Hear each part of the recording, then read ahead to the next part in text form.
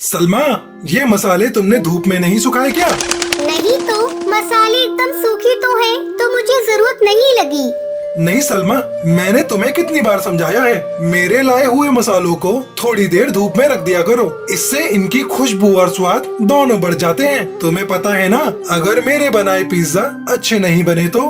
हाँ हाँ, सब पता है मुझे। पिज्जा जरा भी बिगड़े तो वो खड़ूस आरिफ कौवा भी बिगड़ेगा। पर लाइए, मैं इन मसालों को धूप दिखा देती हूँ।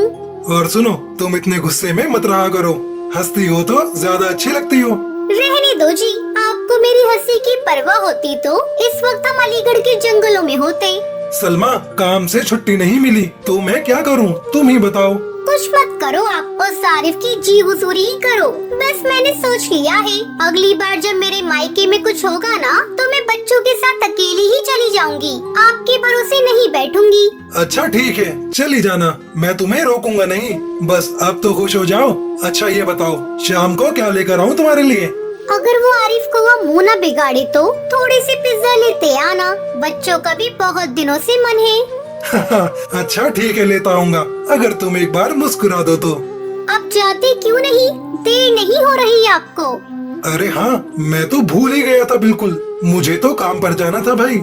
अब्दुल कबूतर और सलमा चिड़िया की निकाह को 1 साल हो चुका था और उनका एक बच्चा भी था, रिजवान। अब्दुल कबूतर शहर के एक छोटे से ढाबे में काम करता था। उसके हाथों में गजब का स्वाद था, खास तौर पर उसके हाथों से बने पिज्जा उस ढाबे की पहचान थे।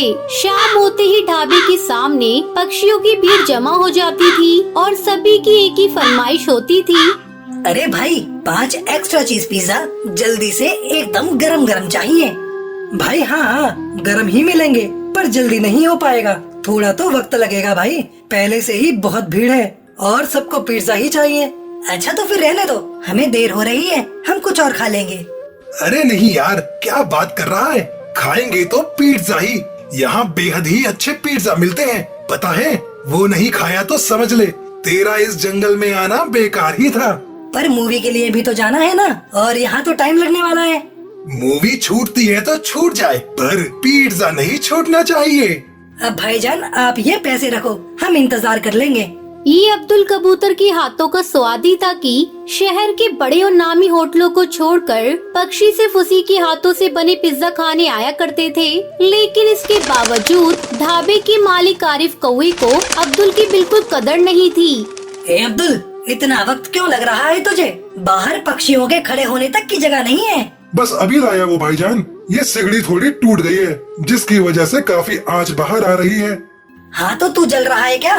फालतू के बहाने मत बना और फटाफट पिज्जा बना कर ला, सिगड़ी अभी खूब चलेगी, मुझे ये बिल्कुल ठीक दिख रही है। आरिफ कौवा हमेशा अब्दुल कबूतर से ऐसे ही बात किया करता था। असल में अब्दुल से पहले उसके अब्बू आरिफ के ढाबे पर काम किया करते थे। अपने आखिरी वक्त में जब वो बीमार पड़े तो आरिफ ने ही उनके इलाज के लिए अब्दुल कबूतर को कुछ पैसे उधार दिए थे।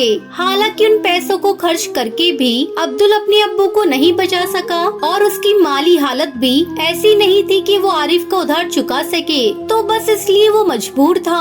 आरिफ कौवे ने उधार के बदले से अपने ढाबे पर काम करने को कहा। तनख्वाह के नाम पर अब्दुल को बहुत ही कम पैसे दिया करता था, बावजूद उसके कि अब्दुल के पिज्जा की वजह से उसकी अच्छी कमाई हो रही थी। अरे भाई क्या हुआ, पूरी रात खड़ा रखोगे क्या? कहाँ है पिज्जा? आप रुकिए जनाब, मैं बस अभी देख कर आया। गुस्से से तिल मिलाया आरिफ सेठ एक बार फिर ढाबे के पीछे बनी रसोई में अब्दुल कबूतर को हड़काने पहुंचा। लेकिन रसोई का नजारा देखकर उसके होश ही उड़ गए। अब्दुल जमीन पर बेहोश पड़ा था।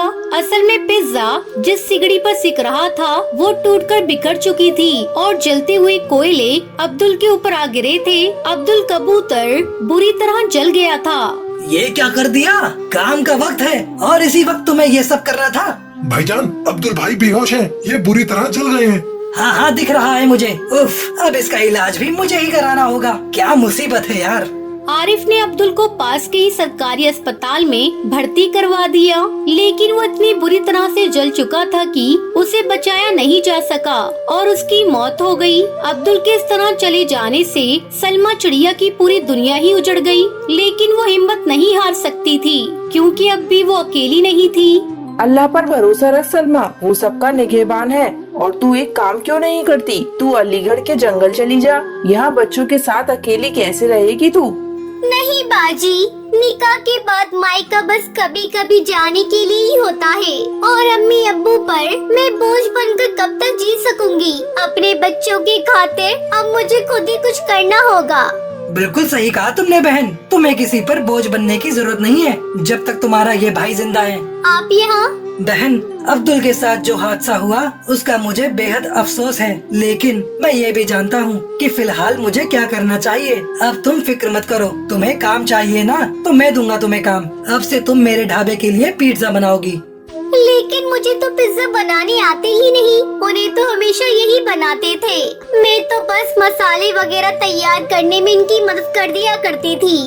मत भूलो कि अल्लाह ने औरतों के हाथों को खास नियमत से नवाजा है, और तुम तो अब्दुल की बीवी हो। मुझे भरोसा है कोशिश करोगी तो जरूर अब्दुल से भी बेहतर पिज्जा बना सकोगी।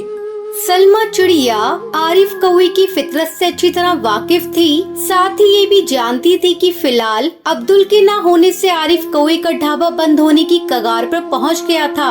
यही वजह थी कि आरिफ इतना रहमदिल हो रहा था, लेकिन सच ये भी था कि फिलहाल सलमा को भी काम की सख्त जरूरत थी। उसने आरिफ की बात मान ली और उसके ढाबे पर काम करने लगी।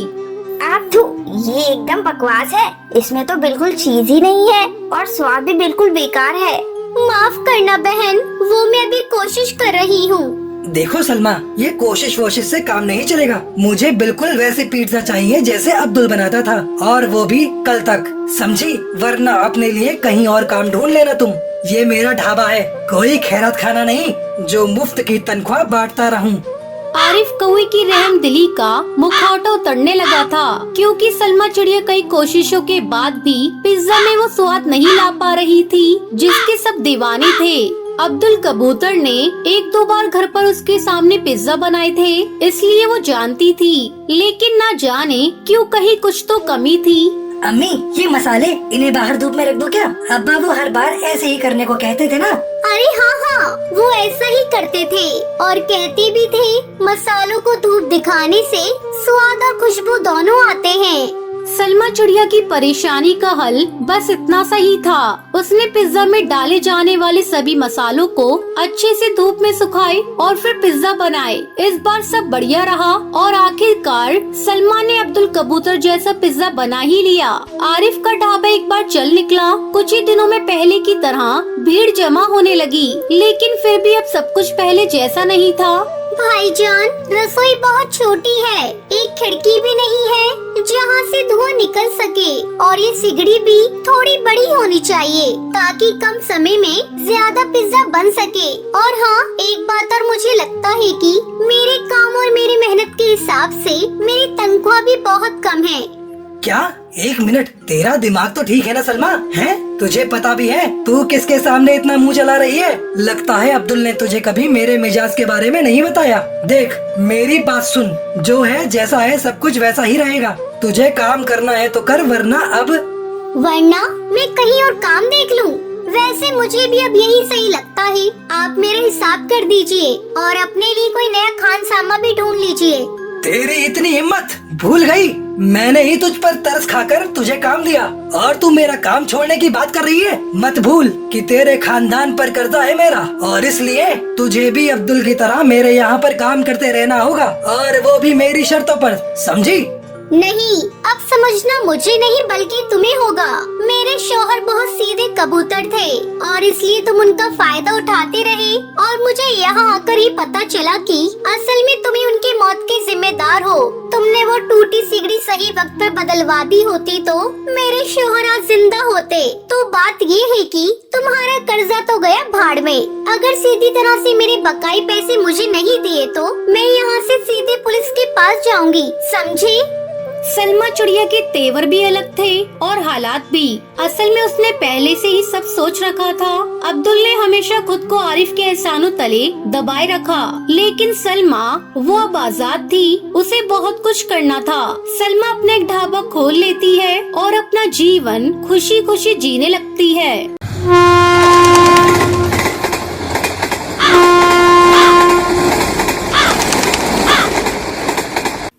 मिथिला के जंगल में टुनटुनी चिड़िया अपने पति कालू कौए के साथ रहती थी। कालू कौए ने टुनटुनी से प्रेम विवाह किया था, जिसके चलते उनके घर वालों ने अपने घर से निकाल चुके थे। अब हम लोग कहाँ जाएंगे जी? हमारे घर वालों ने तो हमें घर से बाहर निकाल दिया। आपके पास तो अभी कोई काम भी नहीं है। कहाँ रहेंगे हम लोग और क्या खाएंगे?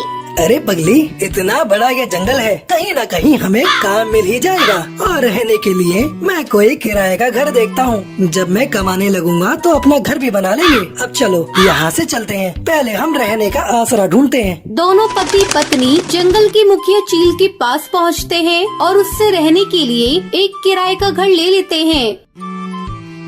चलो अब रहने का इंतजाम हो गया, मैं घर को सजाती हूँ। तुम जाकर कहीं काम ढूंढो और आते समय राशन लेते आना। अच्छा भाग्यवान, मैं जाता हूँ, तुम अपना ध्यान रखना।